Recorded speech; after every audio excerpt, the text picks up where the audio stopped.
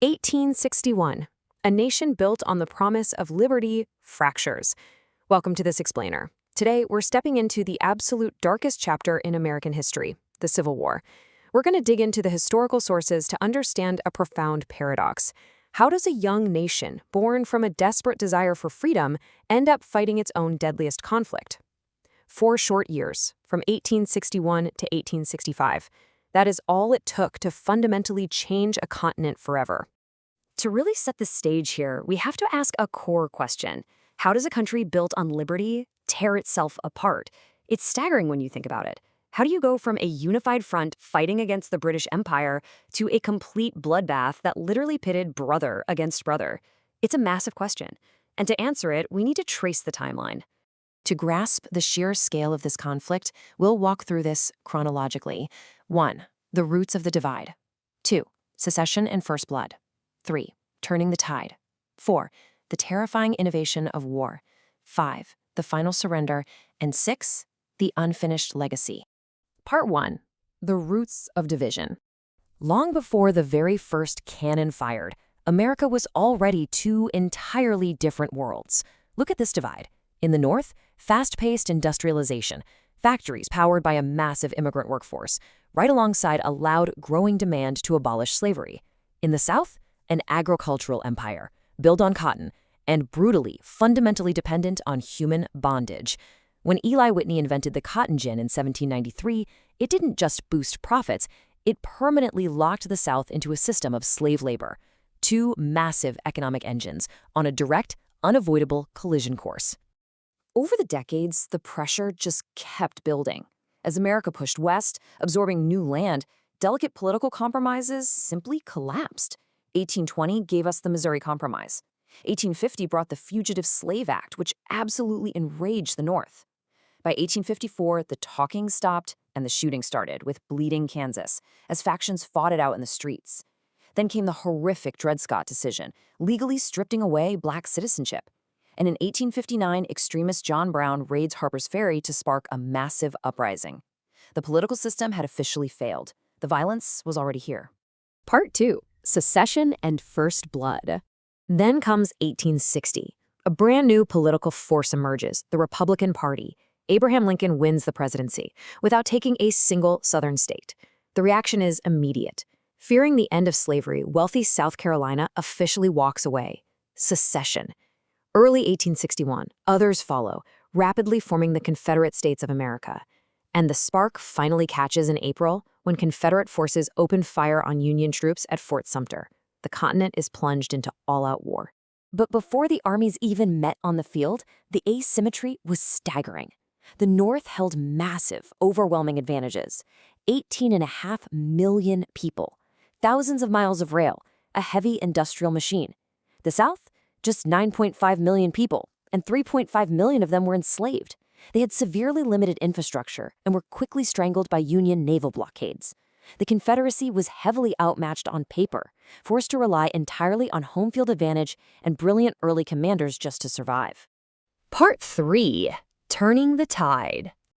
Despite all those northern advantages, they were losing. The first years of the war brought crushing, demoralizing defeats for the Union, until everything culminated in a single, horrifying day in September 1862, the Battle of Antietam. 23,000 casualties in just 8 hours. It remains the bloodiest single day in American military history. It was an absolute slaughter. But it halted a critical Southern advance, giving President Lincoln the leverage he needed to issue the Emancipation Proclamation. The war's focus officially shifted. It was now a war to end slavery. 1863. The pendulum finally swings. The Union begins enrolling black troops, including the legendary 54th Massachusetts, bringing fiercely motivated soldiers to the front lines. In July, the North holds the line at Gettysburg, stopping General Robert E. Lee cold in the deadliest battle of the entire war. At the exact same time, General Grant takes Vicksburg, seizing the Mississippi River and practically slicing the Confederacy in half. By November, the gateway to Georgia is wide open. The Union machine was finally awake. Part 4. The Innovation of War.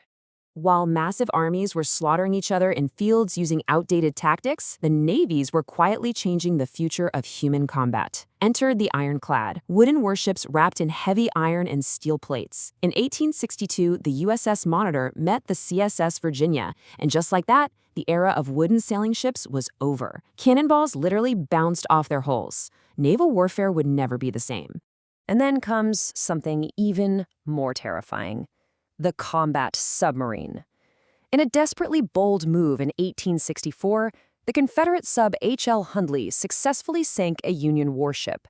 The sub and its crew didn't survive the mission, but they proved it was possible. It was a dark, early preview of the underwater warfare that would completely dominate the 20th century. Part 5. The Final Surrender. By 1864, the Union stopped playing by the old rules. They abandoned traditional combat for a brutal strategy of total devastation. General Grant Loxley into a relentless grinding war of attrition in the trenches of Virginia. Meanwhile, General Sherman takes Atlanta and begins his infamous March to the Sea, systematically burning and destroying Southern infrastructure all the way to the Atlantic. Completely surrounded, starved, and out of options, General Lee surrenders at Appomattox on April 9, 1865. The war is won. The nation finally exhales. But the tragedy wasn't over. Just days later, on April 14th, before he could even begin to rebuild the fractured country he had just saved, President Abraham Lincoln is murdered by a Confederate sympathizer. The architect of the victory was gone. Part 6. The Unfinished Legacy. The guns eventually fell silent across the continent. But winning the war was easy compared to navigating the peace. Lincoln had this incredible vision for reconciliation. With malice toward none, with charity for all, let us strive on to finish the work we are in, to bind up the nation's wounds. Beautiful words. But without his leadership, achieving that kind of grace and practice was incredibly difficult. How do you heal a country that just did this to itself? 1,030,000 casualties. Over 800,000 dead. That was roughly 3% of the entire American population at the time. It is a staggering, unfathomable loss of human life, a toll that remains absolutely unparalleled in American history. And the aftermath was bitter.